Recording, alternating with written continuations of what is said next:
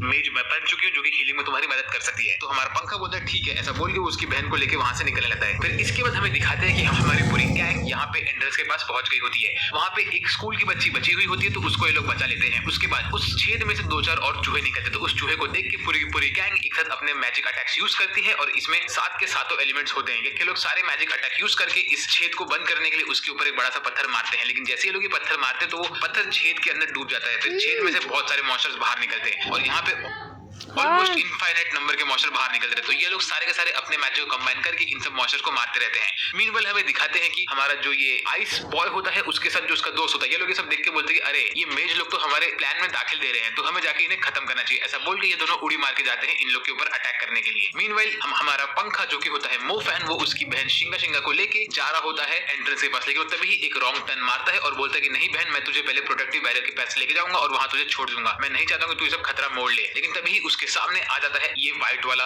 Wolf doggy. इसको देख के वो बोलता है कि हम इससे नहीं लड़ सकते हैं। ऐसा बोल के वो यूटर्न मार के भागने की कोशिश करता है, लेकिन वो डॉगी उसका पीछा करता रहता है। तो ऐसे ही वो एक टर्न मार के एक कोने में छुप जाता है और डॉगी वहां से निकल लेता है। उसके बाद उसकी बहन बोलती है कि भाई, जब मैं यहाँ पे मॉल के अंदर छुपी हुई थी तो मैं एकदम यूजलेस हो गई थी वहां पे, लेकिन तुम यहाँ पे रास्ता क्लियर करके Constant styling can affect your hair health, but the Dyson Airwrap Multi-Styler is engineered यहाँ पे रास्ता क्लियर करके अपने दोस्तों को प्रोटेक्टिव बैरियर के पास लेके जा रहे हैं। तो तुम मुझे बताओ कि सब लोग सेफली पहुंच गए? तो वो बोलता है नहीं, हमारे पास 2 सैक्रिफाइस हो गए थे। फिर तभी हमें दिखाते हैं कि हमारी गैंग के पास ये दोनों के दोनों बंदे ब्लैक गैंग वाले आ गए होते हैं। तो इसमें से जो हमारा आइस बॉय होता है वो अपना मास्क निकाल के सबको बोलता है कि अभी मैं तुम लोग को तुम्हारा पनिशमेंट दूंगा। ऐसा बोल के वो इनके ऊपर अटैक करने जाता है, लेकिन इसके अटैक को ये लोग इनके अटैक से रोक देते हैं। ये लोग अपने कंबाइन अटैक यूज करते हैं और आइस बॉय को उसका आइस शील्ड लगाना पड़ता है, लेकिन उसका आइस शील्ड भी किसी काम का नहीं होता, क्योंकि इनका कंबाइन अटैक इन लोग को आराम से डिस्ट्रॉय कर रहा होता है ब्लैक गैंग के लोगों को। तो जो ये दूसरा टेम्पररी बंदा होता है आइस बॉय के बगल वाला, वो खुद को बचा के भागने की कोशिश करता है, लेकिन उसके ऊपर हमारी आइस क्वीन अपना आइस मैजिक करके उसको वहीं पे रोक देती है और उसकी हड्डी पसली एक कर देती है। उसके बाद हमारा आइस बॉय अपना समनिंग मैजिक यूज करता है और उसके मॉन्स्टर्स को समन करता है, लेकिन तभी ही इनकी गैंग वापस से अपने सारे के सारे मैजिक को कंबाइन करती है और एक सिंगल अटैक में ये लोग आइस बॉय के समन्स को खत्म कर देते हैं। ये देख के आइस बॉय का दिमाग और गर्म होता है और वो इनके साथ बीम स्ट्रगल करता है, लेकिन यहाँ पे बहुत अमेजिंग बीम बनता है, जिसकी वजह से अगला सीन हमें ये लोग दिखाते हैं कि हमारी जो हीरोज की गैंग होती है वो लोग उनके कबूतर के ऊपर उड़ते उड़ते आगे जा रहे होते हैं बॉस के पास। वो लोग देखते हैं कि बॉस वाला मॉन्स्टर एक बड़े से बिल्डिंग के ऊपर बैठा होता है और बॉस वाला मॉन्स्टर उनको देख के बिल्डिंग के ऊपर से उड़ी मार के नीचे आता है और उसके चंगू मंगू को भेजता है इनके ऊपर अटैक करने के लिए। तो हमारा गीगा चैट बोलता है कि इन चंगू मंगू को हमको हराने के बाद ही मौका मिलेगा बॉस से लड़ने का।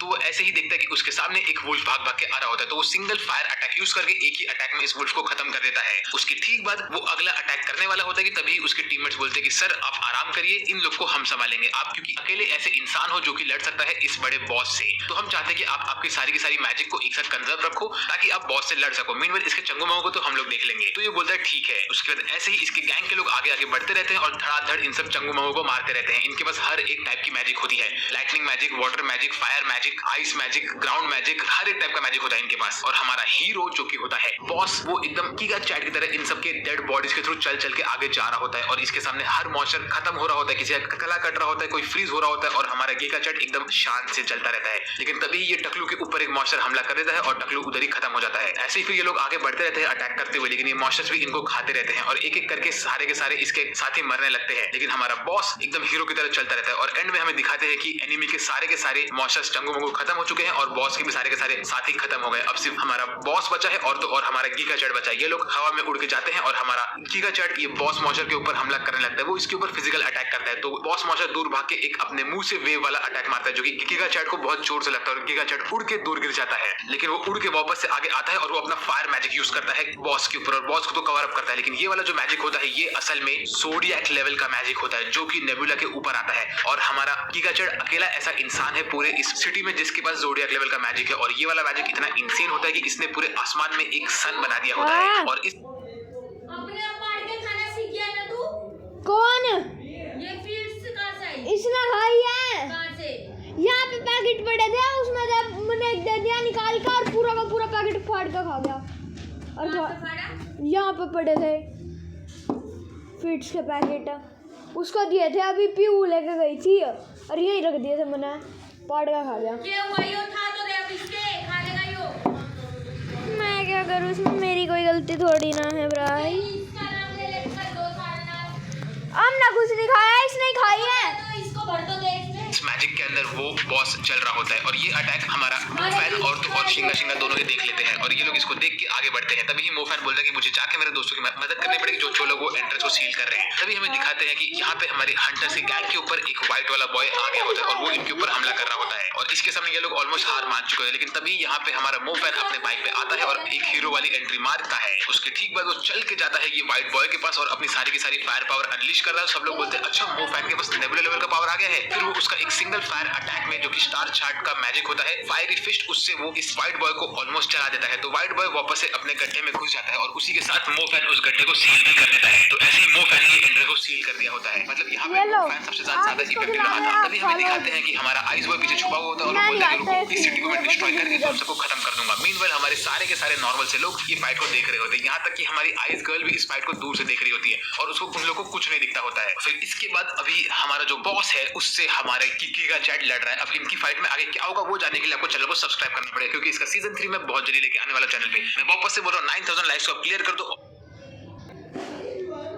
इस लड़के को सब लोग एकदम कमजोर समझते थे लेकिन इनको पता नहीं है कि इसके गले में जो ये लॉकेट है इस वजह से ये इस दुनिया का सबसे पावरफुल मैजिक कास्टर और तो और डीमन गॉड बनने वाला है। वेल ऐसा कैसे होगा, चलिए इसकी स्टोरी देखते हैं। हमने पिछले पार्ट में देखा था कि हमारा मेन कैरेक्टर मोफैन नाम होता है वो सिटी पूरी तरह से डिस्ट्रॉय हो चुका होता है। उसके अंदर सारे के सारे मॉन्स्टर्स आ गए होते हैं और वहाँ पे बहुत सारे मॉन्स्टर्स ने हर एक चीज को तोड़ दिया होता है और बहुत सारे लोगों की जान भी ले ली होती है। उसी के साथ साथ इनके सिटी का सबसे पावरफुल बंदा जो कि होता है हमारा किकी का चैट ऑफिसर, वो जाके लड़ता है ये लेवल 3 वाले बॉस से। लेकिन उसके बाद इनके फाइट में क्या होता है वो हमें इन लोगों ने नहीं दिखाया। हम लोग को इन लोगों ने इस सीजन के स्टार्टिंग में दिखाया है कि मोफैन अपने फैमिली के साथ एक ट्रेन में दूसरे सिटी में जा रहा होता है और वो बोलता है कि हमारी वो सिटी पूरी तरह से डिस्ट्रॉय हो चुकी है और वहाँ पे अभी इंसानों के रहने लायक है। हम लोग को इन लोगों ने इस सीजन के स्टार्टिंग में दिखाया है कि मोफैन अपने फैमिली के साथ एक ट्रेन में दूसरे सिटी में जा रहा होता है और वो बोलता है कि हमारी वो सिटी पूरी तरह से डिस्ट्रॉय हो चुकी है और वहाँ पे अभी इंसानों के रहने लायक जगह नहीं बची है। इसीलिए हम लोग ये पास वाले सिटी में जा रहे हैं और वहाँ जाके वहाँ के नए स्कूल में एडमिशन लेने की बात करूंगा। तभी मोफैन बोलता है कि वो जिस दुनिया से यहाँ पे आया है उस दुनिया में साइंस ज्यादा इंपॉर्टेंट है और ये मैजिक ये सब इतनी बड़ी बात नहीं है वहाँ पे। तभी इसके पीछे एक बंदा सुनता है, बोलता है कि देखो हमारी दुनिया में मैजिक बहुत इंपॉर्टेंट चीज है और मैजिक की वजह से हम लोग आगे बढ़ सकते हैं। तो मोफैन उससे पूछता है कि आप सर कौन हो? तो वो बोलता है कि मैं ये पास ही की सिटी में जिस सिटी में तुम जा रहे हो वहाँ के सबसे बड़े स्कूल का टीचर हूँ। तो ये सुनने मोफैन बोलता है कि सर मुझे भी उस स्कूल में एडमिशन चाहिए, तो वहाँ पे कुछ तरीका है क्या घुसने का? तो ये बोलता है कि बेटा तुम हाथ जोड़ के भी कुछ भी करो तुम्हें ये चीज नहीं करने मिलेगी क्योंकि हमारे स्कूल में हर साल हजारों बच्चे एडमिशन लेने आते हैं और उसमें से गिने चुने लोगों को ही एडमिशन मिलता है। तो तुम चाहे कितने भी टैलेंटेड हो तुम्हारा आगे बढ़ना बहुत मुश्किल है और तुम तो एक छोटे से बो सिटी नाम की जगह से आते हो जहाँ पे कोई भी इतना स्ट्रॉन्ग मेज है ही नहीं। फिर हमें अगले सीन में दिखाते हैं कि मोफैन की फैमिली को इस बिल्डिंग में एक अपार्टमेंट दे दिया होता है इस एरिया के लोगों ने क्योंकि इन लोग का जो सिटी होता है वो डिस्ट्रॉय हो चुका होता है। तो ये लोगों ने अपने आप से चैरिटी करने के लिए इन लोग को एक रूम दिया होता है। तो यहाँ पे मोफैन ने एडमिशन लेने की बात करूंगा। तभी फिर हमें इन लोग को एक रूम दिया होता है। तो यहाँ पे मोफैन अपनी बहन और अपने फादर के साथ रहता है। वहाँ तो अपनी बहन से बात करता है कि तुम भी अभी पढ़ाई पे ध्यान दो और अपने मैजिक अकेडमी में घुस जाओ। उसके बाद मैं तुम्हारे पैर को ठीक करने की कोशिश करूंगा। अगर मैं ऐसा नहीं कर सका तो मैं तुम्हें एक मैजिकल आर्मर दूंगा जिससे तुम्हें विंग्स मिल जाएंगे। तो ये सुन के उसकी बहन थोड़ी खुश हो जाती है। उसके बाद हमें अगले सीन में दिखाते हैं कि मोफैन अपने रूम में बैठ के अपने स्टार चार्ट के ऑर्बिट्स को जोड़ने की बात करता रहता है। वो बोलता है कि मुझे इन ऑर्बिट्स को जोड़ के रखना है लेकिन ये बहुत मुश्किल हो रहा है क्योंकि मैं अभी नेबुला लेवल पे पहुंच चुका हूँ तो मुझे अपने मैजिक को और अपग्रेड करने में तकलीफ हो रही है। उसके बाद वो मेडिटेशन करने के लिए बैठता है और उसका लॉकेट उसके सर के ऊपर चमकने लगता है। वो बोलता है कि टोटल 49 स्टार्स को ज्वाइन करना थोड़ा मुश्किल हो रहा है मेरे लिए लेकिन मैंने अगर इसको एक बार कर लिया तो मेरा मैजिकल पावर और अच्छा हो जाएगा। उसके ठीक बाद मोफैन को एक कॉल आता है और ये कॉल रहता है शीला मैडम की तरफ से। उन्होंने मोफैन को एक रेस्टोरेंट में बुलाया होता है और बोलते हैं कि बहुत जल्दी तुम्हें यहाँ पे आना पड़ेगा, मुझे तुमसे बहुत इंपॉर्टेंट काम है। तो मोफैन अपने मन में ख्याली पुलाव पकाता है और खुशी खुशी वहां जाता है। वो जैसे ही एंट्री लेता है तो वो देखता है कि शीला मैडम यहाँ बैठी रहती है और बहुत ही ज्यादा ब्यूटीफुल दिखती है। तो उनको देख के मोफैन सबसे पहले उनसे कहता है कि मैम आप आज बहुत ब्यूटीफुल दिख रही हो। और फिर वो बोलता है कि मैम आपने जो मुझे वो स्टार चार्ट दिया था उसकी वजह से मैं मेरे मैजिक के ऊपर कंट्रोल कर पा रहा हूँ लेकिन ये मुझे थोड़ा मुश्किल पड़ रहा है तो आप मुझे इसमें जरा हेल्प करिए। तो उसकी मैम बोलती है कि ये करने में तुम्हें रिसोर्सेस और ज्यादा लगेंगे क्योंकि तुम्हारे पास लाइटनिंग मैजिक है और तो और तुम्हारे पास अभी फायर का भी मैजिक है तो वो दोनों तुम लोग तुम्हारे बहुत रिसोर्सेस खींच रहे हैं। वेल अभी मैं तुम्हारा सेकंड अवेकनिंग करवाने के लिए बात कराऊंगी तो तुम्हें एक और टैलेंट मिल सकता है।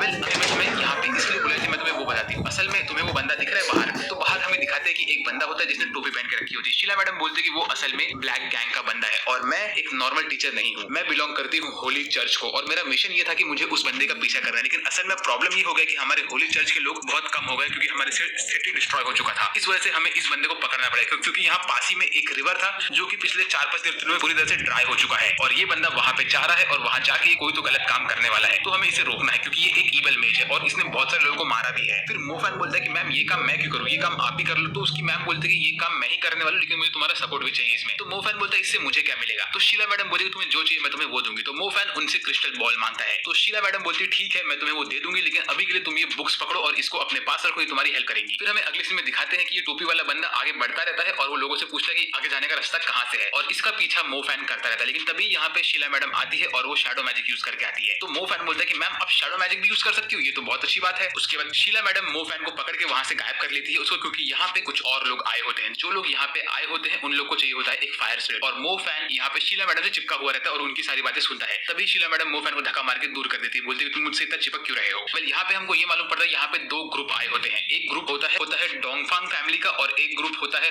चर्च वाली फैमिली का। ये लोग यहाँ पे आए होते हैं क्योंकि इनको चाहिए होता है फायर स्पिरिट। तभी शीला मैडम हमको एक्सप्लेन करती है कि जो फायर स्पिरिट होते हैं वो लोग एक बहुत ही रेयर टाइप के स्पिरिट्स होते हैं और ये लोग जब भी किसी के अंदर मैनिफेस्ट होते हैं तो उनकी पावर बहुत बढ़ जाती है। प्लस इन स्पिरिट्स को तुम ब्लैक मार्केट में बहुत महंगे दाम पे बेच सकते हो। तो इसीलिए इनको लगता है कि यहाँ पे शायद बंदे लोग इसको चुराने के लिए आ रहे हैं। तो मोफैन और शीला मैडम इनकी फाइट देख रही थी कि तभी शीला मैडम वहां से गायब हो जाती है क्योंकि वहां पे वो टोपी वाला बंदा भी कोने में खड़ा होता है और वो इन लोग की फाइट देख रहा होता है। तब ये दोनों ग्रुप अपना फाइट स्टार्ट करते हैं। तो मोफैन देखता है कि ये जो ग्रुप में जिन लोगों ने सेम कपड़े पहने होते हैं वो लोग सबके सब नेबुला लेवल के मेजेस होते हैं और वो लोग उनका फायर मैजिक यूज करते हैं। और यहाँ पे शीला मैडम ऑलमोस्ट गायब हो चुकी होती है और वो उनके शैडो फॉर्म में मोफैन को सब एडवाइस देते रही होती है। तो ये सब देख के मोफैन को शैडो मैजिक में थोड़ा इंटरेस्ट आने लगता है। उसके बाद जब इनकी फाइट स्टार्ट होती है सारे के सारे मेजेस अपना फायर अटैक करते हैं इन सब कार्टून वाले बंदों के ऊपर और ये लोग उसके अटैक को रोकते हैं अर्थ मैजिक यूज करके, वाटर मैजिक यूज करके और अलग अलग टाइप के मैजिक यूज करके। इस वक्त मोफैन और शीला मैडम दोनों ही पेड़ के ऊपर बैठ के इनकी फाइट को देख रहे होते हैं और इन लोग का फाइट इतना खतरनाक होता है कि यहाँ पे विंड मैजिक आता है, डिफेंस मैजिक आता है, सब टाइप के मैजिक आते हैं और ये इतना खतरनाक होता है कि यहाँ पे सब लोग इसको महसूस कर पाते हैं। और तभी हमारे हीरोज जो सेम कपड़ा पहन के रखते हैं वो लोग ऑलमोस्ट हार जाते हैं। तो उसमें से एक बंदा बाहर निकलता है, वो आइस मैजिक यूज करके हमारे सब के सब कार्टून लोग को डिस्ट्रॉय कर देता है। मीनवाइल बाकी के हीरोज वहाँ पे उनका फायर मैजिक यूज करके इन लोग को हरा देते हैं। तभी जो लोग यहाँ पे हार चुके होते हैं उनके सबके जेब से उनका स्टार चार्ट का बुक नीचे गिरता है और वो लोग अपनी जान बचा के यहाँ से भाग जाते हैं। तो फिर ये चारों के चारों लोग जिन्होंने सेम कपड़ा पहना होता है वो लोग बिलोंग करते हैं डोंगफैंग फैमिली को। वो लोग सबका बुक ले लेते हैं और बोलते हैं हमें इस बार ट्रेजर मिल गया। लेकिन तभी यहाँ पे हमारे टोपी वाला बंदा आ जाता है और बोलता है ओए ये ट्रेजर तुम्हारा नहीं है, ये ट्रेजर अब मेरा है और अगर मेरा मूड अच्छा रहा तो मैं शायद तुम लोग को एकदम पेनलेस सेट दूंगा। बाय द वे गाइस, अगर वीडियो में मजा आ रहा है तो सब्सक्राइब कर दो यार। हम लोग पहुंचने वाले हैं और उसके लिए thank you so much. And well इस वीडियो का लाइक गोल होने वाला है सिंपल सा 7000 लाइक्स जो कि आप लोग एक दिन के अंदर कंप्लीट कर देते हो। तो कंप्लीट कर दो यार। फिर उसके बाद ये टोपी वाला बंदा अपना टोपी निकालता है और बोलता है कि तुम लोग तो मुझे पहचानते ही रहोगे। तो लोग बोलते हैं अच्छा तुम तो वही हो ना चूही। तो ये बोलता है हाँ मैं चूही हूँ और अगर तुम लोग यहाँ से शांति से निकलने की कोशिश करोगे तो तुम लोग को मैं शायद छोड़ भी सकता हूँ, लेकिन मेरा मन नहीं है तुम्हें छोड़ने का। फिर चूही इन लोग को थोड़ा प्रयोग करता है, बोलता है कि तुम्हारे फैमिली की जो प्रिंसेस है उसकी जो बेटी है उसका मीट मुझे बहुत पसंद आया था, बहुत ही टेस्टी मीट था उसका। ऐसा बोल के इन लोग को प्रवोक करता है। उसके बाद ये इन लोग के ऊपर यूज करता है हेक्स मैजिक जिसके थ्रू वो एक बड़े से स्पाइडर को समन करता है और वो स्पाइडर इन लोग के ऊपर एक पॉइजनस नेट डाल देता है जिस नेट के पड़ते ये सब के सब लोग ऑलमोस्ट खत्म होने लगते हैं। उनकी सारी की सारी लाइफ फोर्स ये बंदा अपने अंदर खींचने लगता है और ये सब लोग वहां पे अटक गए होते हैं। ये बंदे ने असल में यूज किया होता है लेवल 3 का बजरकर टैरेंटुला का मैजिक। उसके बाद ये बंदा जाता है इस क्रीक के पास और यहाँ पे ये क्रीक फट जाता है और इसमें से निकलता है पर्पल कलर का ऑरा। ये देख के ये बंदा एकदम पागल हो जाता है, बोलता है कि यस मेरे को तो जैकपॉट मिल गया है। तो तभी मोफैन पूछता है कि शीला मैडम ऐसा क्यों बोल रहा है ये बंदा। तो शीला मैडम बोलते हैं कि असल में जो फायर स्पिरिट्स होते हैं वो यूजुअली रेड कलर के होते हैं लेकिन ये वाला जो फायर स्पिरिट है ये असल में पर्पल कलर का है। इसका ये मतलब है कि ये सबसे रेयर फायर स्पिरिट है और ये वाला fire spirit normal fire spirit से लाखों गुना ज्यादा महंगा बिकता है ब्लैक मार्केट में। तो ये बंदे को तो जैकपॉट मिल ही चुका है लेकिन मैं इस फायर स्पिरिट को इसके हाथ में नहीं जाने दूंगी, तो मैं जाके इसको रोकने वाली हूँ। ऐसा बोल के शीला मैडम आगे बढ़ने लगती है। तो मोफैन बोलता है कि मैम आप मेरे को भी लेके चलिए। तो शीला मैडम बोलती है कि नहीं ये बहुत डेंजरस सिचुएशन है तो इसे मुझे संभाल ले दो, अगर मुझे कुछ जरूरत पड़ी तो तुम बीच में आ जाना, ठीक है तब तक तुम यहाँ पे रहो। ऐसा बोल के शीला मैडम अपना शैडो मैजिक यूज करती है और टेलीपोर्ट करके बंदे के पास पहुंच जाती है। इस वक्त ये बंदा यहाँ पे पूरा पर्पल ऑरा अपने अंदर खींच रहा होता है। तभी शीला मैडम एक बड़े से स्पाइक को समन करती है और उससे इसके शैडो को पकड़ लेती है और बोलती है ओए टोपी बॉय तुझे पता भी है कि तू क्या कर रहा है, मैं चर्च से हूँ और मैं अब तुझे यहाँ पे अरेस्ट करने आई हूँ। तो शीला मैडम को देख के बंदा बोलता है अरे इतनी ब्यूटीफुल बंदी मुझे अरेस्ट करने आई है, तब तो मैं तुमसे अरेस्ट हो ही जाऊंगा। ऐसा बोल के वो अपना खुद का मैजिक यूज करता है और इस पूरे एरिया को एक डोम के अंदर बंद बंद कर देता है और इस वजह से मो फैन को कुछ नहीं दिखता है कि डोम के अंदर क्या हो रहा है। उसके बाद ये बोलता है कि असल में शीला मैडम, आपने जो वो रेस्टोरेंट में खाना खाया था उस खाने के ऊपर मैंने पहले ही मेरा मैजिक कर दिया था और इस वजह से अब मैं उस मैजिक को जब एक्टिवेट करूंगा तो आपकी बॉडी अंदर से जलने लगेगी और आपको बहुत ज्यादा ही अजीब सा फील होगा। और ऐसा ही होता है। यहाँ पे शीला मैडम की बॉडी पूरी तरह से लाल हो जाती है और वो एकदम जमीन पे गिर जाती है। तो ये बंदा जाता है शीला मैडम के पास, उनका गाल पकड़ता है और बोलता है कि मैडम आपका भी मीट शायद बहुत टेस्टी होगा, तो मैं आपको खाने की सोच रहा हूँ। लेकिन तभी ही शीला मैडम अपनी एनर्जी वापस से अपने अंदर लेके आती है और अपना फ्लेम मैजिक यूज करती है और उससे ये पूरे एरिया में लावा भर देती है। और ये देख के तो हमारा ये टोपी वाला बंदा ऑलमोस्ट डर जाता है। उसके बाद शीला मैडम यहाँ पे बहुत सारे लावा के वेल्स को लेके आती है और ये लावा अटैक मारती है इस बंदे के ऊपर और हमें ऐसा लगता है कि ये बंदा शायद खत्म हो गया क्योंकि ये बंदे की पूरी बॉडी भी डिस्ट्रॉय हो गई होती है। उसके बाद ये खड़ा होता है और हमें दिखा है कि इसने असल में एक मैजिकल आर्मर पहन के रखा होता है जो कि टूट जाता है। उसके बाद इसका बैरियर भी टूट जाता है ऊपर से और मो फैन को सब कुछ क्लियरली दिखने लगता है। उसके बाद ये बंदा शीला मैडम के ऊपर यूज करता है उसका हेक्स मैजिक और उसका स्पाइडर शीला मैडम को उसके नेट में अटका देता है और इस वजह से शीला मैडम की पूरी एनर्जी भी खिंच जाती है। उसके बाद ये चल के जा रहा होता है शीला मैडम के ऊपर अटैक करने के लिए, लेकिन मो फैन अपना पावर रेंजर मोड में आता है और अपना फायर बॉल मारता है इस बंदे के ऊपर। उसके बाद मो फैन इसको बोलता है कि सुन टोपी वाले भाई, मैं जानता हूँ कि मैं तेरे को नहीं हरा सकता हूँ और मैं ये भी नहीं चाहता कि तू मुझे खाली फोकट खत्म करे, तो हम लोग एक डील करते हैं। तू यहाँ पे से तेरे फायर स्पिरिट को लेके निकल जा, मैं तुझे कुछ नहीं करूंगा, बस तू शीला मैडम के ऊपर से वो स्पेल को हटा दे और मुझे उनको लेके जाने दे यहाँ से। मेरा बस यही डील है, मैं नहीं चाहता कि तू मेरी टीचर को खत्म कर दे। तू यहाँ से चुपचाप निकल जाएगा, तुझे तेरा स्पिरिट मिल जाएगा और मुझे मेरी मैम मिल जाएगी। तो ये बंदा बोलता है वैसे डील तो अच्छा है लेकिन मुझे थोड़ा सोचना पड़ेगा।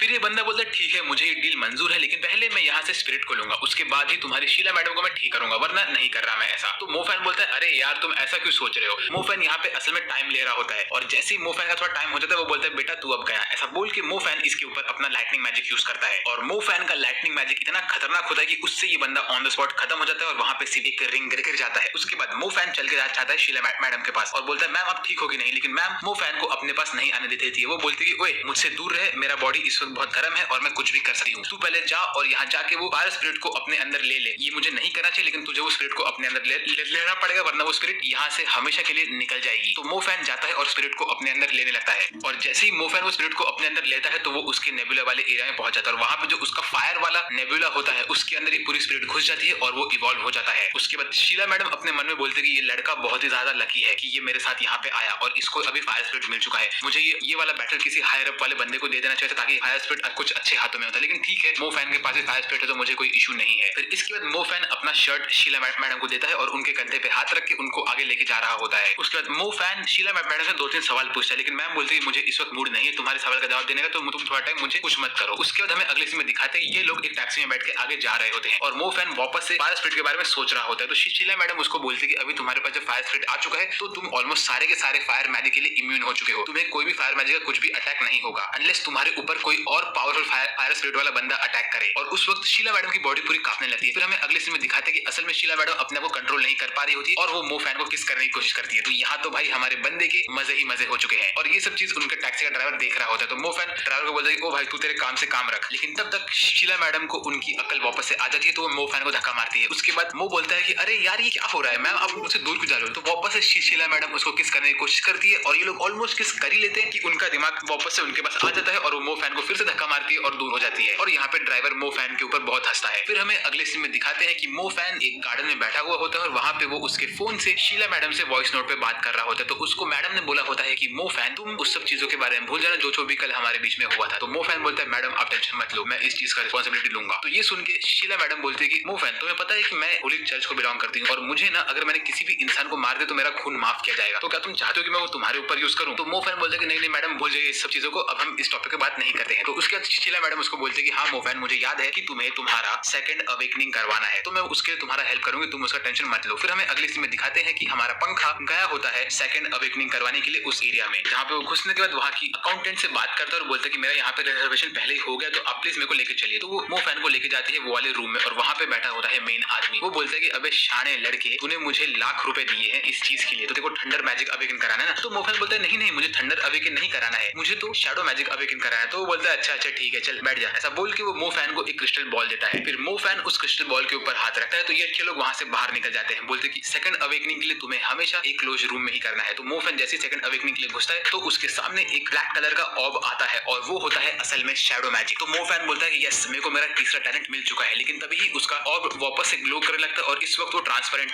तरीके से ग्लो होता है। तो मो फैन बोलता है ये क्या हो रहा है, ये तो सेम वैसे ही हो रहा है जैसे मेरे को फर्स्ट टाइम मेरा फायर और थंडर मैजिक मिला था। क्या मुझे चौथा टैलेंट मिल रहा है? और भाई अगर इसको चौथा टैलेंट मिल रहा है तो भाई मो फैन तो प्रॉपरली ओवर पावर्ड हो चुका है। और इसी वक्त यहाँ पे वो बुढ़ऊ अंकल और वो लड़की भी आ जाते हैं। तो वो लोग बोलते हैं अच्छा तो ये ट्रांसपेरेंट है, मतलब तुमने अवेकन किया है समनिंग वाला मैजिक, तो ये बहुत अच्छी बात है। तो मो फैन बोलता है ओके तो मेरे पास इस वक्त 4 मैजिक है, एक है थंडर, एक है फायर, एक है शैडो और एक है समनिंग। मतलब अब तो ये बंदा प्रॉपरली ओवर पावर्ड हो गया है। उसके बाद मो फैन वो बुढ़ऊ से बात करके वहां से निकलता है। तो बुढ़ऊ उसको बोलता है वैसे तेरी बहुत उम्र हो गई लेकिन तू इतना बुढ़ा दिखा नहीं है। ऐसा बोल के वो वहां से निकल जाता है। तभी वहां पे एक और बंदा आता है और उसको देख के बुढ़ऊ बोलता है अच्छा तो तुम मो फैन हो ना? तो यहाँ पे हमारी अकाउंटेंट बोलती नहीं सर मो फैन तो वो बंदा था, ये बंदा कोई और है। तो ये जो बुढ़ऊ आदमी होता है वो हमारे समनिंग बॉय को बोलता है कि अरे मैं तो वो हूँ जिसने तुम्हें 1 लाख रुपए दिए थे और जिसको थंडर मैजिक अवेकन कराना था। तो इसका ये मतलब है कि हमारा समनिंग बॉय मो फैन को कोई और समझ गया था। फिर हमें अगले सीन में दिखाते हैं कि मो फैन अपने घर में पहुंचता है और वो अपनी बहन शिंगा से थोड़े बातें करता है। उसके बाद वो अपने रूम में बैठ के मेडिटेशन करता रहता है और अपने स्टार्स के ऊपर फोकस करता है। यहाँ पे उसने 9 स्टार्स बना लिए होते हैं और उसको 10वां स्टार बनाना होता है। वो जैसे 10वां स्टार बनाता है तो वो अपने नींद से उठता है और देखता है कि अभी सिर्फ 6 महीना और बचा होता है उसके न्यू अकेडमी में घुसने के एडमिशन के लिए। और इस अकेडमी का नाम होता है मिंगजुंगी अकेडमी। फिर ऐसे ही दिन पर दिन निकलते रहते हैं, महीने पे महीने करते रहते हैं। वो अपनी बहन के साथ शिंगा के साथ घूमता रहता है, अपना प्रैक्टिस करता रहता है, ट्रेनिंग करता है, फिजिकल ट्रेनिंग करता है, अपने स्टार्स की ट्रेनिंग करता है और ऐसे ही पूरे के पूरे 6 महीने निकल जाते हैं। फिर उसका जिस दिन आखिरी दिन होता है एडमिशन का उसके एक दिन पहले वो उसके डैड के साथ और शिंगा के साथ बैठ के बातें करता है। वहां वो उनको बोलता है कि डैड मैंने अभी समनिंग मैजिक को भी अनलॉक कर दिया है, तो इस वक्त मैं समनिंग मैजिक के थ्रू ही इस अकेडमी में एंट्री लूंगा और कोई मैजिक यहाँ पे नहीं यूज करने की सोच रहा हूँ। तो उसके डैड बोलते हैं कि तुम ऐसा क्यों सोचो? तो वो बोलता है कि नहीं मुझे चेक करना है कि क्या मैं समनिंग मैजिक अच्छे से यूज कर सकता हूँ कि नहीं। तो फिर वो अगले दिन स्कूल के इंटरव्यू प्रोसेस में जाता है। वहां जाके वो बोलता है कि मैंने रिसेंटली समनिंग मैजिक अनलॉक किया है और मैं इसमें इस वक्त लेवल 1 पे हूँ, मैंने आज तक कभी भी किसी बीस्ट को समन नहीं किया है,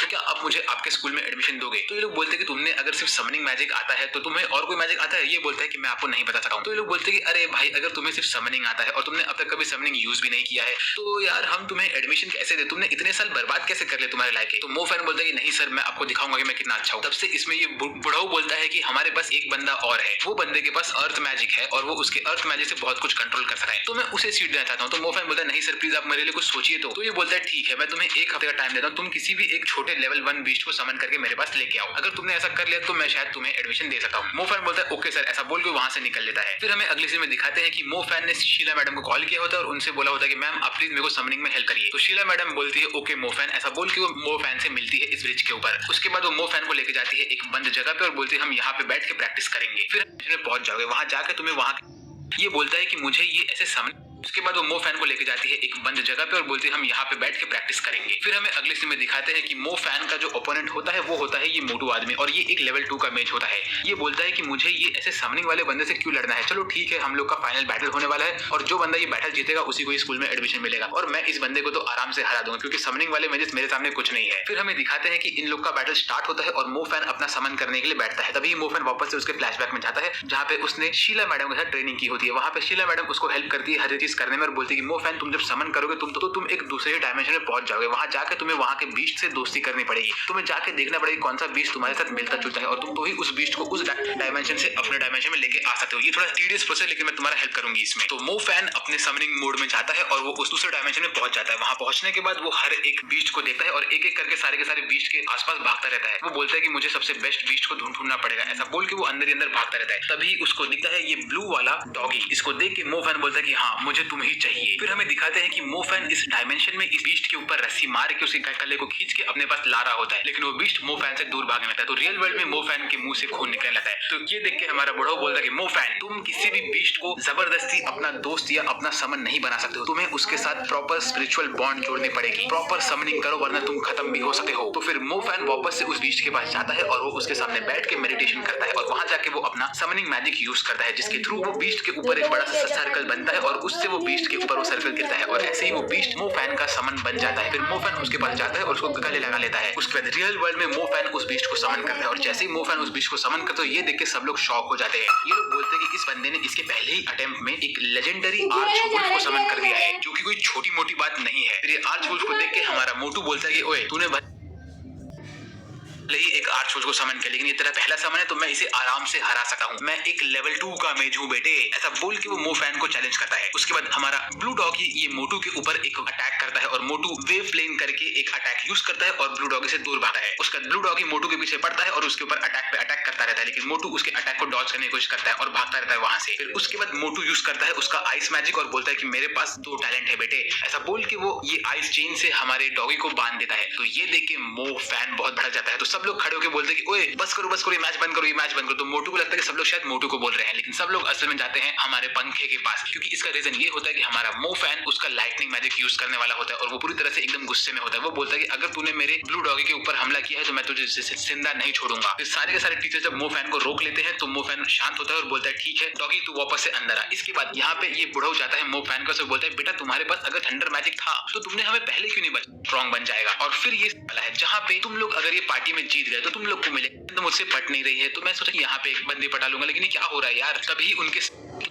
क्लास मिल जाएगा। उसके बाद वो लोग बोलते हैं मोटू तू टेंशन मत ले, तुझे हम डालने वाले हैं अर्थ वाले क्लास में, तुम दोनों ने आउट परफॉर्म किया है। ये बात है कि नहीं सर मुझे असल में समनिंग वाले क्लास में जाना है। तो सर बोलते ठीक है तुम पास हो चुके हो और तुम्हें समनिंग वाला क्लास मिल जाएगा। उसके बाद वो लोग बोलते हैं मोटू तू टेंशन मत ले, तुझे हम डालने वाले हैं अर्थ वाले क्लास में, तुम दोनों ने आउट परफॉर्म किया है ये वाले बैटल में। फिर उसके बाद हमें अगले सीन में दिखाते हैं कि मोफैन उसकी बहन शिंगा से बात करके उसके स्कूल के लिए निकलता है और उसको ये मालूम पड़ता है कि उसकी बहन शिंगा है वो पासी के सिटी में एक मैजिकल स्कूल में स्टूडेंट बन चुकी है। तो वो बोलता है कि बहन तुम बहुत अच्छा कर रही हो, ऐसा बोल के वो अपने क्लास में जाता है। तो देखता है कि उसकी क्लास में सिर्फ 7 ही बंदे होते हैं। तो वो बोलता है अरे ये क्लास में सिर्फ 7 बंदे क्यों है, ये क्या बॉयज लोग का स्कूल है क्या यार, यहाँ पे एक भी बंदी नहीं है, मुझे तो यहाँ पे एक अच्छी गर्लफ्रेंड पटनी थी, शीला मैडम तो मुझसे पट नहीं रही है, तो मैं सोचा कि यहाँ पे एक बंदी पटा लूंगा, लेकिन ये क्या हो रहा है यार। तभी उनके सर बोलते हैं कि बच्चों आज शाम को तुम लोग का स्पेशल वेलकम पार्टी होने वाला है, जहाँ पे तुम लोग अगर ये पार्टी में जीत गए तो तुम लोग को मिलेगा the blood of the brood. फिर उसके बाद मोफैन एक बंदे से पूछता है कि ब्लड ऑफ द ब्रूड क्या होता है। तो वो बोलता है कि ये एक ऐसा ब्लड है जो तुम अगर तुम्हारे समन को पिला दो तो तुम्हारा समन लाखों गुना ज्यादा स्ट्रॉन्ग बन जाएगा। और फिर ये सर बोलता है कि अगर तुम लोग आज के ये पार्टी में जीत के ऊपर आ गए तो तुम लोग एकदम पॉपुलर हो जाओगे और तुम लोग को सारे के सारे रिसोर्सेस मिल जाएंगे जो तुम्हारे लिए है। लेकिन अगर तुम लोग ये पार्टी में हार गए तो तुम्हारे सारे के सारे रिसोर्सेस जो तुम्हें लेवल अप करने के काम में आएंगे वो सब कुछ हम दूसरे टीम मेंबर्स को दे देंगे। फिर इसके बाद हमारा पंखा अपने रूम में जाता है और वो देखता है कि वहाँ पे और 2-3 बंदे होते हैं और ये लोग पंखे के रूममेट होते हैं। पंखा इन लोग से दोस्ती करता है और बातें करने लगता है। फिर तभी ये लोग पंखे को बताते हैं कि ये वेलकम पार्टी क्या होता है। वो लोग बोलते हैं कि जो समनिंग क्लास के लोग होते हैं वो लोग उनके बीस्ट को यहाँ पे समन करते हैं और उनके जो बीस्ट होते हैं उन लोग को बाकी क्लास के बच्चे लोग अटैक करके हराते हैं। यहाँ पे अगर समनिंग क्लास के बंदे जीत गए तो उन लोग को स्कूल के सारे रिसोर्सेस मिल जाते हैं, लेकिन अगर यहाँ पे समनिंग क्लास के बंदे हार गए तो स्कूल उनके रिसोर्सेस ले लेता है उनसे वापस और ये बाकी बच्चों को दे देते हैं। तो असल में यहाँ पे क्या होता है, जो समनिंग क्लास के लोग होते हैं उन लोग खुद के रिसोर्सेस के लिए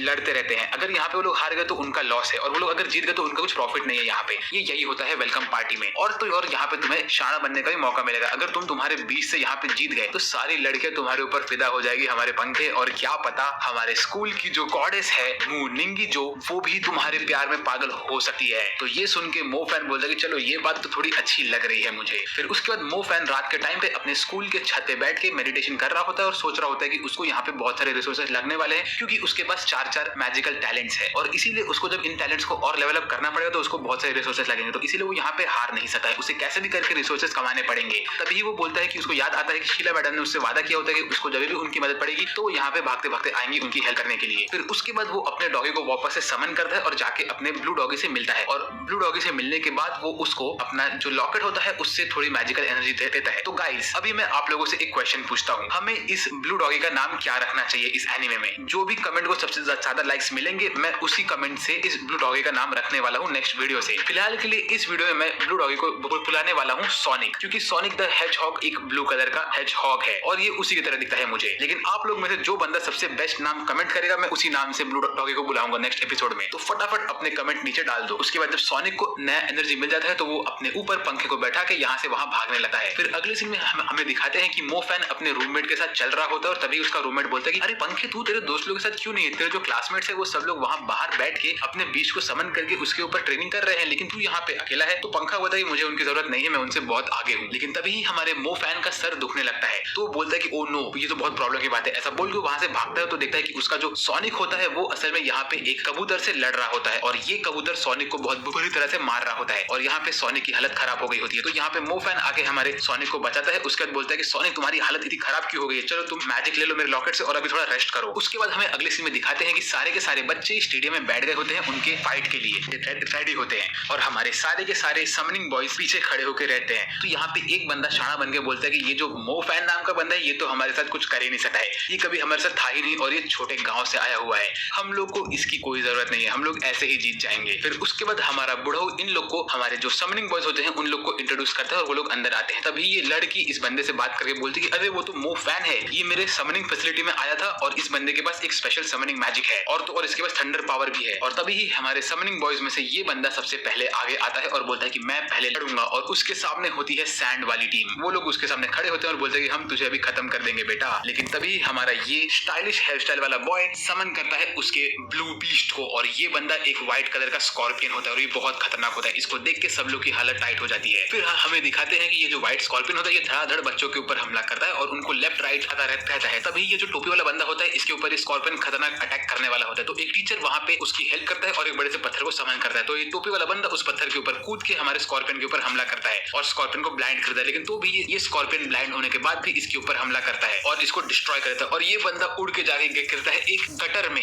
भाई टोपी वाले बंदे तू एक गटर में कैसे गिर गया यार। उसके बाद यहाँ पे थंडर मैजिक वाला बंदा आता है और वो हमारे स्कॉर्पियन के ऊपर थंडर मैजिक मारता है जिससे स्कॉर्पियन को कुछ नहीं होता है, बस उसके हाथ में एक खरोच आती है। लेकिन स्कॉर्पियन उसका धड़ाधड़ इनको हराने लगता है और ऐसे ही स्कॉर्पियन बहुत बंदों को हरा देता है। लेकिन फिर उसके बाद जो होता है वो सबसे खतरनाक होता है। यहाँ पे सारे के सारे बंदे अपने मैजिक को एक साथ कंबाइन करते हैं और स्कॉर्पियन के ऊपर हमला करते हैं और इस सारे के सारे मैजिक को स्कॉर्पियन नहीं संभाल पाता है और स्कॉर्पियन वहीं पे हार जाता है। तो ऐसे ही हमारा पहला समनिंग बॉय तो हार चुका है। उसके बाद एक बंदा बोलता है कि अभी सिर्फ हम 5 ही लोग बचे हैं यहाँ पे आगे बढ़ने के लिए। तो ये पादरी सा बंदा बोलता है 5 नहीं हम तो 6 है ना, मोफैन भी तो है। तो ये बोलता है मोफैन को हम काउंट नहीं करेंगे, वो एकदम बेकार ही है। तो ऐसा बोल के लोग ये पादरी बंदे को आगे भेजता है। ये बंदा एकदम डर के आगे जाता है तो ये समन करता है। तो इसका समन एक छोटा सा डॉगी होता है जिसको देख के ये बंदा बहुत शाना बनता है। वो यहाँ पे आके अपना टेलीपोर्ट मैजिक यूज करता है और ये डॉगी की बेइज्जती करता है और उसके साथ साथ ये हमारे पादरी समनर बॉय को भी धक्का मार के नीचे गिरा देता है। उसके बाद ये उन दोनों के ऊपर चढ़ के बोलता है कि ये तो बहुत ही आसान था। फिर उसके बाद नेक्स्ट आता है हमारा ये लंबे बाल वाला बंदा और ये जब समन करता है तो इसका समन होता है एक स्टोन गोलम। उसको देख के सब लोग ऑन द स्पॉट डर जाते हैं क्योंकि वो समझ जाते हैं कि स्टोन गोलम के सामने हम लोग कुछ नहीं कर सकते हैं। स्टोन गोलम इन सब के ऊपर अटैक करता है और सबको एलिमिनेट करता रहता है। तभी सब लोग स्टोन गोलम के ऊपर मल्टीपल मैजिक अटैक मारते हैं लेकिन उन सबका कुछ असर होता ही नहीं है। तो हमारा लंबे बाल वाला बंदा बोलता है कि ये स्टोन गोलम है, इसके ऊपर कोई भी मैजिक कुछ अटैक नहीं होगा। उसके बाद ये स्टोन गोलम ऐसे सबको डिस्ट्रॉय करता रहता है और मोफैन कोने में बैठ के मेडिटेट करता रहता है। तभी यहाँ पे एक बंदी आती है और बोलती है ये मोफैन मेरे समनिंग वाले सेशन में आया था और इसने आके अपना सेकंड मैजिक को वहां पे अवेकन कराया था। ये बहुत ही ज्यादा स्ट्रॉन्ग बंदा है। लेकिन तभी सारे के सारे लोग मिलके अपने अटैक को वापस से कंबाइन करते हैं और स्टोन गोलम को भी डिस्ट्रॉय कर देते हैं। तो ये बंदा अपने स्टोन गोलम को वापस से अपने पास बुलाता है और अपनी हार मान लेता है। उसके बाद ये शाना वाला बंदा आता है और ये समन करता है इसके बोन ईटिंग गूल को। ये असल में एक चिड़िया होती है। ये चिड़िया को देख के सब लोग टेंशन में आ जाते हैं, बोलते हैं ये तो एक सबसे खतरनाक चिड़िया है, ये हमें ऑन द स्पॉट डिस्ट्रॉय कर सकती है। और ये बंदा इस चिड़िया को लेके उड़ता रहता है। तभी हमारा मोटू बोलता है कि तुम लोग इसको मेरे ऊपर छोड़ दो। ऐसा बोल के मोटू नीचे उतरता है और मोटू नीचे आने के बाद बोलता है कि तेरी चिड़िया को तो मैं एक झटके में खत्म कर सकता हूँ। ऐसा बोल के वो चिड़िया के ऊपर अपना आइस मैजिक यूज करता है और आइस बाइंडिंग से चिड़िया को पूरी तरह से फ्रीज कर देता है और ऐसे ही चिड़िया भी हार जाती है और ये बंदा शर्मिंदा होकर वापस पीछे आता है। अभी हमारे सारे के सारे समनर बॉयज ने अपनी जीत छोड़ दी होती है। तो फिर मोटू बोलता है कि चलो भाई मेरा काम हो गया। ऐसा बोल के वहां से निकल लेता है। उसके बाद मोफैन खड़ा होता है और बोलता है चलो अब मेरी बारी है, मेरा सोनिक अभी जिंदा हो चुका है। ऐसा बोल के मोफैन आगे निकलता है। लेकिन तभी उसका टीचर उसके पीछे आता है और बोलता है कि मोफैन तुम ये चीज मत करो, मैं ये मैच को कॉल ऑफ कर देता हूँ क्योंकि ये बंदे अभी बहुत ज्यादा ओवरपावर्ड हो जाएंगे और तुम्हें हार माननी पड़ेगी। तो मोफैन बोलता है कि नहीं सर आप बस वेट करके देखिए। ऐसा बोल के मोफैन अपने आर्च वुल्फ को समन करता है। तो सोनिक को देख के सब लोग बोलते हैं कि वो ये तो एक लेजेंडरी बीस्ट है, इसे तो हम नहीं हरा पाएंगे। ऐसा बोल के सब लोग थोड़ा टेंशन में आ जाते हैं लेकिन सब लोग एक साथ कंबाइन होकर इसके ऊपर अटैक करते हैं। तभी ये सीनियर लोग का ग्रुप यहाँ पे आता है और बोलता है कि हम 5 लोग मिलकर अपने 5 एलिमेंटल अटैक इसके ऊपर मारेंगे। तो वो लोग हमारे सोनिक के ऊपर हमला करते हैं लेकिन सोनिक उस अटैक को डॉज करके सब लोग के ऊपर धड़ाधड़ अटैक करता है। वो थंडर मैजिक का उसके ऊपर कुछ असर नहीं होता है। उसके बाद वो जाता है वाटर गर्ल के ऊपर और वाटर गर्ल को डिस्ट्रॉय कर देता है। लेकिन तभी ये बंदा जो इनका लीडर होता है वो यहाँ पे वेव शिफ्ट करता है और एक बड़े से प्लांट के डोम के अंदर ये वाटर गर्ल को बैठा देता है और बोलता है कि ये बंदे से तो हम जीत नहीं पाएंगे। ऐसा बोल के वाटर गर्ल को थोड़ा सेट करने की कोशिश करता है। लेकिन तभी ही हमारा जो बुढ़ऊ होता है वो बोलता है कि चलो भाई यहाँ पे तो मोफैन डेफिनेटली जीत जाएगा क्योंकि इसके ठीक बाद हमारा जो सोनिक होता है वो इसके प्लांट वाले डोम को तोड़ के उसके अंदर घुसता है और इन लोगों को डिस्ट्रॉय कर देता है। और ऐसे ही मोफैन को देख के सब लोग डर जाते हैं और बोलते हैं कि हम इसे चैलेंज नहीं करने वाले हैं। तब मोफैन बोलता है कि ओए बुढ़ऊ क्या तुझे ये नहीं लगता कि ये हमारे ऊपर बहुत अनफेयर हो रहा है कि अगर हम समनिंग बॉय के लोग ये वेलकम पार्टी जीत गए तो हमें हमारे ही रिसोर्सेस मिल जाएंगे, ठीक है, जो हमारे लिए अलॉट हुए हैं। और अगर हम हार गए तो जो हमारे रिसोर्सेस है वो इन सब बच्चों को मिल जाएंगे। तो यहाँ पे तो हमारा जीतने का कोई फायदा ही नहीं है, हम सिर्फ लॉस ही लॉस में है। मतलब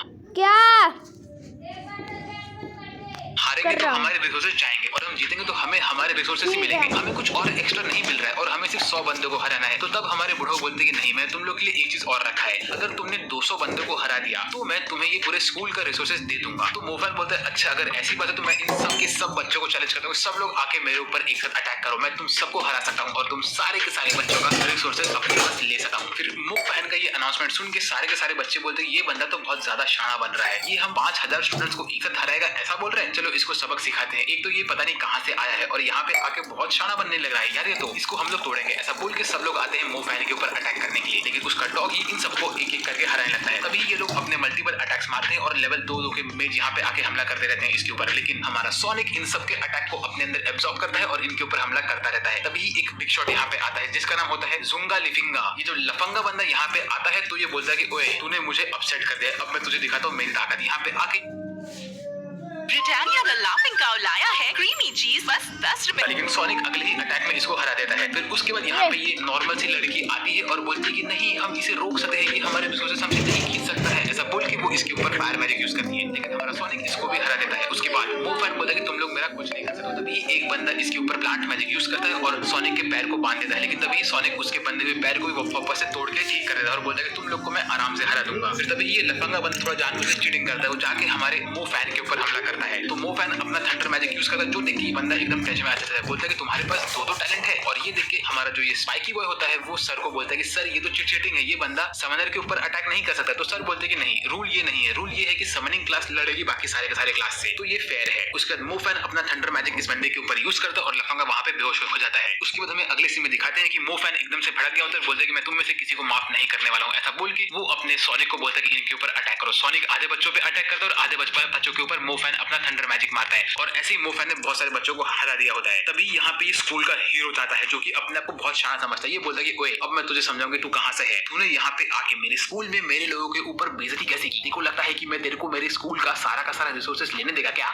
बेटा अब तू देख मैं कौन है। ऐसा बोल के मोफैन के ऊपर हमला करने के लिए खड़ा हो जाता है, लेकिन तभी ही मोफैन इसको इसकी जगह दिखा देता है। मोफैन इसके ऊपर ऐसा थंडर मैजिक मारता है जिसको देख के ये बंदा के पास टाइम ही नहीं होता है रिएक्ट करने के लिए। तभी यहाँ पे एक टीचर आते हैं और वो इसके ऊपर एक प्रोटेक्टिव डोम डाल देते हैं। उसके बाद वो टीचर इस बंदे के पास जाते हैं और बोलते हैं बेटा तुम हार चुके हो, अगर मैंने ये डोम तुम्हारे ऊपर नहीं डाला होता तो तुम खत्म हो गए होते, चलो अपनी हार मान के यहाँ से निकल जाओ। फिर तभी आसपास के बच्चे बोलते हैं ये बंदे के पास लेवल 2 का थंडर मैजिक भी है, उसके साथ साथ इसके पास समनिंग मैजिक भी है, ये बंदे के पास क्या कुछ नहीं है, ये इतना ओवरपावर्ड कैसे है। तभी यहाँ पे ये बुड्ढी हमारे बुड्ढे को बोलती है कि सर अगर हमने सारे के सारे रिसोर्सेज इसको दे दिए तो बाकी बच्चों के साथ बहुत अनफेयर हो जाएगा। और ऐसे यहाँ से एक एक करके सारे के सारे बच्चे भागने लगते हैं। तो यहाँ पे ये रेफरी आके बोलता है कि मोफैन ने टोटल 199 बंदों को हरा दिया है, उसको सिर्फ एक बंदे को और हराने का है। तभी यहाँ पे आती है यहाँ की गॉडेस जो की होती है मुंह नुजी करावे। ये यहाँ पे आने के बाद बोलती है कि मोफैन तुमसे मैं लड़ूंगी। तो मोफैन इसको बोलता है कि तुम्हें देख के तो मुझे ये मालूम पड़ गया है कि तुम सबसे ज्यादा स्ट्रॉन्ग हो यहाँ पे और सबसे ज्यादा ब्यूटीफुल भी हो, तो मैं तुम्हें एक ऑफर देता हूँ, अगर हम लड़ते हैं उसके बाद अगर तुम मुझसे जीत गई तो मैं तुम्हारे क्लास का तुम्हें रिसोर्सेज दे दूंगा, और अगर तुम मुझसे हार गई तो मैं 70% रिसोर्सेज अपने पास रखूंगा और 30% रिसोर्सेज सिर्फ तुम्हें दूंगा क्योंकि तुम मुझे बहुत पसंद आई और मैं तुमसे दोस्ती करना चाहता हूँ। तो ये बोलती है कि नहीं नहीं नहीं मुझे 70% रिसोर्सेज चाहिए। तो ये बोलता है ओए अब तू बहुत ज्यादा ही शानी बन रही है। तो ये बोलती है कि तुझे क्या लग रहा है कि तू मुझे ब्राइब देके पटा लेगा। ऐसा बोल के अपने मैजिक को अनलीश करती है। तो हमारा पंखा बोलता है कि ओए सुन सुन सुन हम लोग 50-50 कर लेंगे, चलना यार फाइट नहीं करते हैं। लेकिन हमारी गॉडेस मोफैन के ऊपर अपना विंड मैजिक यूज करती है और मोफैन उड़ने लगता है। तो वो उड़ के जाता है अपने सोनिक के ऊपर और सोनिक को फटाक से तुम यहाँ से बाहर निकलने की कोशिश करो। तो सोनिक यहाँ से भागता रहता है और वो मोफैन को धक्का मार के एक कोने में भागने लगता है और ऐसे ही वो ये गॉडेस के अटैक में फंस जाता है। उसके बाद गॉडेस सोनिक को उठाती है और जमीन पे पटक देती है। तो सोनिक ऑलमोस्ट बेहोश होने लगता है। फिर गॉडेस बोलती है कि मुझे पता है कि तुम्हारा जो ये डॉगी है ये सबसे रेयर डॉगी है, तो मैं इसीलिए इसको खत्म नहीं कर रही हूँ, तुम इसे वापस से अपने अंदर ले सकते हो। तो मोफैन अपने डॉगी को अपने अंदर ले लेता है और बोलता है कि ठीक है अभी तू और मैं 1-on-1 फाइट करेंगे। ऐसा बोल के मोफैन हमारी गॉडेस के ऊपर एक थंडर अटैक मारता है जिसको वो आराम से डॉज कर लेती है। उसके बाद वो बोलती है कि मेरा विंड अटैक तुम्हारे लिए बहुत स्ट्रॉन्ग है, तुम हार मान लो। लेकिन मोफैन बोलता है कि नहीं मैं हार नहीं मानने वाला हूँ। उसके बाद वो यूज करती है फॉरेस्ट प्रिजन जिसके अंदर मोफैन बंद हो जाता है और वो बोलती है कि अब तो तुम हार ही गए हो, तो तुम्हें क्या लगता है। और ये देख के सारे के सारे बच्चे बोलते हैं हमारी गॉडेस तो प्रॉपर गॉडेस है भाई, ये कितनी क्यूट है, ऐसे वैसे करके उसकी तारीफ करते रहते हैं। उसके बाद ये गॉडेस चल के जाती है और ये प्रिजन को खोलती है तो देखती है कि अंदर मोफैन नहीं होता है। वो बोलती है कि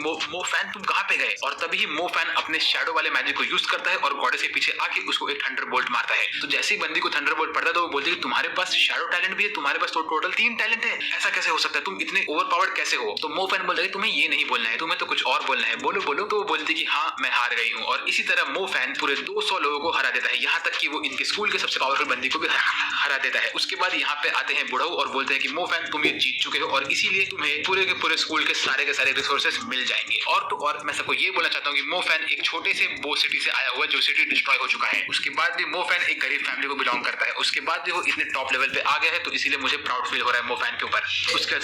उसके बाद समनिंग क्लास के सारे बंदे मोफैन को उठाते हैं और बोलते हैं मोफैन थैंक यू सो मच। फिर उसके बाद नहाने के बाद मोफैन अपने रूम में जाता है, तो उसके दोनों रूममेट उसके रूम में बैठे होते हैं। तो मोफैन उनसे बोलता है कि और दोस्तों क्या हाल है। तो वो लोग मोफैन से थोड़ी बातें करते हैं। तभी ये बंदा मोफैन को बोलता है कि मोफैन तुम्हें पता है कि जो वो लड़की जिसको तुमने हराया, जो हमारी गॉडेस है, उसने असल में अपने फैमिली की तरफ से हमारे स्कूल के सारे क्लासेस को डोनेट किया है रिसोर्सेज, ताकि किसी को भी रिसोर्सेज कम ना पड़े। तो हमारा पंखा बोलता है कि उसने ऐसा क्यों किया। तो ये बोलता है कि असल में ये लोग क्या करते हैं ना, ये लोग जो रॉयल फैमिली के लोग होते हैं वो लोग स्कूल को रिसोर्सेज डोनेट करते हैं और उसके बाद जब ये स्कूल के बच्चे लोग प्रॉपर मेज बन जाते हैं तो वो लोग उनको अपने टीम में ले लेते हैं, इसीलिए उसने ऐसा किया है। तभी ये बंदा पंखे को पूछता है ओए पंखे तूने वहां पे कौन सा मैजिक यूज किया जिससे तूने हमारी गॉडेस को हरा दिया। तो पंखा बोलता है मैं तुझे ये नहीं बताऊंगा। ऐसा बोल के पंखा और ये बंदे ऐसे ही मस्ती में लड़ाई करने लगते हैं। फिर उसके बाद हमें अगले सीन में दिखाते हैं कि उनका जो ये बुढ़ऊ होता है वो हमारे मोफैन को एक लाइब्रेरी में लेके जाता है और कहता है कि मोफैन हमारे पास यहाँ पे हर एक मैजिक को रिलेटेड बुक्स है और यहाँ पे शैडो मैजिक वाले बुक्स भी है। मैंने भले ही तुम्हें वो फॉरेस्ट प्रिजन से निकलते हुए नहीं देखा, लेकिन मैंने वहाँ पे स्मेल कर लिया था कि तुमने डार्क मैजिक यूज किया है और तो डार्क मैजिक सिर्फ शैडो मैजिक का होता है। तो मैं समझ गई तुम्हारे पास एक टैलेंट और भी है, या तो तुमने डार्क मैजिक वाला इक्विपमेंट यूज किया है। चलो वो सब बात हटाते हैं और अभी मैं तुम्हें तुम्हारा स्पेशल प्राइस दिखाता हूँ। वो कहते हैं कि देखो इन सब मैजिकल इक्विपमेंट में से तुम कोई भी एक इक्विपमेंट ले सकते हो। तो मोफैन बोलता है लेकिन मुझे कहा गया था कि मुझे सारे के सारे इक्विपमेंट मिलेंगे। तो वो बोलते हैं कि नहीं, तुम्हें सिर्फ कोई भी एक इक्विपमेंट मिलेगा और तुम्हें जो चाहिए तुम वो ले सकते हो। यहाँ पे हर एक इक्विपमेंट एक से एक बढ़ के है। फिर वो मोफैन को एक शूज दिखाते हैं जिसका नाम होता है blood thirsty beast running shoes. ये शूज उसको एकदम खतरनाक भागने की एबिलिटी दे देगा और वो कहीं भी कैसे भी भाग सकता है। फिर वहाँ पे एक आर्मर होता है जो कि एक नॉर्मल सा आर्मर होता है, उसमें कुछ इतना स्पेशल इफेक्ट्स नहीं होते हैं। फिर उसके बाद वहाँ पे एक चिड़िया की टांग होती है जो कि एक हाई लेवल का मैजिक होता है, लेकिन वो देखने के बाद भी मोफैन को उस पर इंटरेस्ट नहीं आता है। वो बोलता है कि सर मैंने चूज कर लिया है कि मैं क्या लूंगा। तो उसके सर बोलते हैं बताओ तुम क्या लोगे। तो वो बोलता है कि मुझे चाहिए ये वाले शूज। तो हमारा पंखा वो शूज ले लेता है और उसे अपने पैर में पहन लेता है। फिर उसके बाद उसके सर उसको बोलते हैं कि अगर तुम्हें तुम्हारा लेवल अप करना है तो तुम्हें पगोड़ा में जाना पड़ेगा, लेकिन मैं तुम्हें बोलूंगा कि तुम इस वक्त पगोड़ा में मत जाओ क्योंकि इस वक्त तुम्हें बहुत कम बेनिफिट्स मिलेंगे, तुम कुछ टाइम के बाद जाओ वहाँ पे। तो मोफैन बोलता है ठीक है सर, आपको जब सही टाइम लगे तब आप मुझे बोल देना, मैं तब वहाँ जाके मेरी ट्रेनिंग कर लूंगा। और उसके साथ ही साथ उसके सर उसको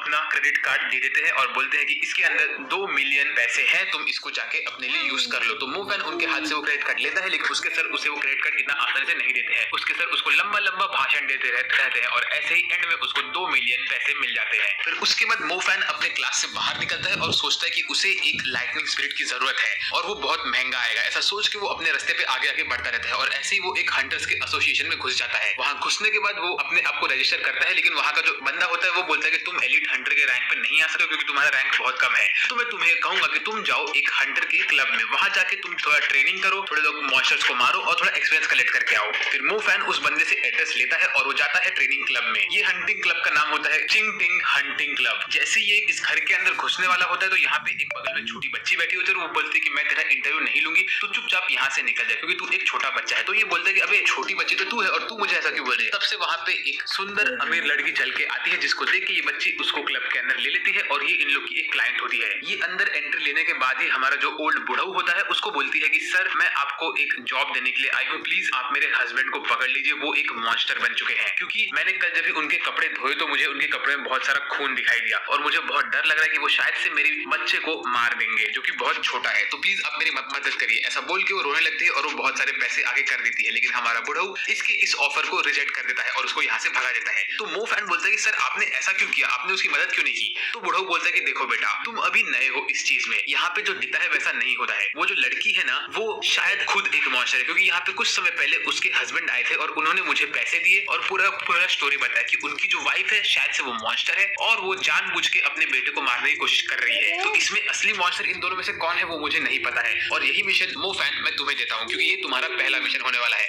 अगर तुमने ये मिशन अच्छे से कर लिया तो मैं तुम्हें मेरे क्लब में ले लूंगा। तो मोफैन बोलता है ठीक है सर मैं ये मिशन करने के लिए रेडी हूँ, लेकिन क्या मुझे इसके लिए कोई पार्टनर मिलेगा। तो बुढ़ऊ